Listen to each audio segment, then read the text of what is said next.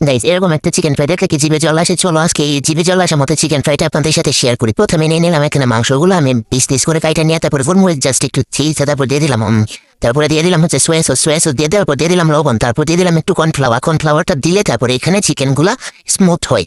আর এখানে কর্নফ্লাওয়ার দিয়ে দিয়েছি 1 টেবিল চামচ, তারপর দিয়ে দিলাম হচ্ছে মরিচের গুঁড়া দিয়ে দেওয়ার পর দিয়ে দিলাম ধনে গুঁড়া দিয়ে দেওয়ার পর দিয়ে দিলাম হচ্ছে জিরা গুঁড়া। এই যে সব কিছু দিয়ে একদম মাখা জায়গা করে এগুলাকে মাখতে হবে। মাইখা তারপরে এটাকে ভালোভাবে মেখে দেখে মনে হলো আর কি যেন দিয়ে নেই হচ্ছে আন্ডা। হ্যাঁ আমার মনে পড়ছে, একটু আন্ডাটা দিয়ে দিব। এখন হচ্ছে এই যে ফাটিয়ে নিলাম আন্ডাটা, ফাটিয়ে নিয়ে তারপর দিয়ে দিলাম, দিয়ে তারপরে আন্ডাটাকে দিয়ে তারপরে আবার মেখে নিলাম। আর কি আন্ডা দেওয়ার পরে দেখা যাচ্ছে বেশি হয়ে গেছে, আমার চিকেন কম হয়ে গেছে, সরি আন্ডা বেশি হয়ে গেছে, চিকেন কম হয়ে গেছে। তারপর কি করলাম, আবার মাখা জায়গা করে এটাকে মাইখে নিলাম। এটা মাইখে নেওয়ার পর এটা কাজ শেষ। এখন এখানে আমি একটা বলে নিয়ে নিলাম হচ্ছে আটাতে দিয়ে দিলাম, আটা নিয়েছি ময়দা নাই গাইস, আটা নিয়েছি গরিবস। এটাকে দিয়ে দিলাম ধনে গুঁড়া, তারপর মরিচের গুঁড়া, তারপর দিয়ে দিলাম হচ্ছে একটা চাট মশলা।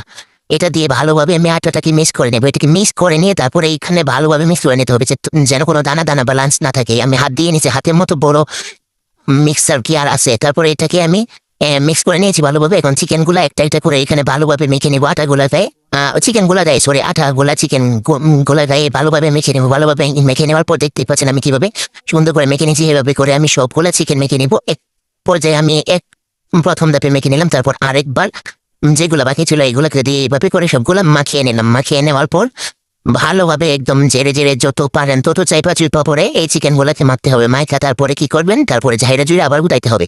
এই পর্যায়ে আমার এই 2-3 বারের মতো আমার আমার বোলটা ছোট হয়ে গেছে, সরি যদি আর একটু বড় বল নিতাম তাইলে হয়তো বা সবকিছু ঠিক থাকতো। তাই আমি কয়টা পিস চিকেন নিয়ে এটার মধ্যে মাখতেছি। তোর বল সরে যায় আমার হাতে, এক হাতে হচ্ছে ফোন, আরেক হাতে হচ্ছে এই বল। তারপরে সবগুলো মাখা শেষ। তারপরে আরেকবার আমি ওই জুল একটু বাকি ছিল যে এটা দিয়ে একটু যায় চিকেন গুলোকে আবার এইরকম করে মাইখা নেছে। এরকম করে মাইখা নেওয়ার পর ভালোভাবে হাত দিয়ে চেপা চেপা মাইকা টাইকা দেখতে পাচ্ছেন হাতের থেকে বড় স্পেশালারা আছে নাকি। এটাকে ভালোভাবে যত বেশি চেপা মাখবেন তত বেশি কুট হবে। এই যে ফাইনালি আমার চিকেন গুলা কুট হওয়া শেষ। এখান থেকে আমি ভালোভাবে জায়রা চিকেন থেকে আলাদা যেগুলা ছিল ময়দা যেগুলো পড়ে যাবে এইগুলা আমি জাস্ট জায়রা ফেলে নিতেছি। এইগুলাকে আবার আমি একটা বাটি একটা প্লেটে উঠে নিচ্ছি জায়রা এই জারা কাম শেষ হলে তারপরে এইগুলা দিয়ে যাবো ভাজার জন্য। আর বাজতে গেলে এটা শেষ করে দেখেন আমার চিকেন গুলো এখানে সবগুলো আমি জিরা ময়লাগুলো আলাদা ফেলে দিচ্ছি। এই যে দেখেন কড়াইতে আমার চিকেন গুলো আমি দিয়ে দিচ্ছি। দিয়ে দেওয়ার পর এটাকে ভাজি করে নিচ্ছি। ভাজি করে নেওয়ার পর দেখছেন কালারটা, এটাকে এমন করে ভাজি করলে হবে না, ভাজি হয়ে গেলে দেখবেন কালারটা কেমন। এই যে দেখেন আমার চিকেন গুলা ভাজি হয়ে গেছে, বাহ খুব সুন্দর একটা স্মেল বের হচ্ছে। আর এই চিকেন গুলা ভাজি হওয়ার পর আমি এটাকে একটা ছাঁকনি সাজে ভালোভাবে উঠিয়ে নিব। দেখছেন আমার চিকেন গুলা কি মোয়েলের মতো দেখাচ্ছে, মজা লাগে।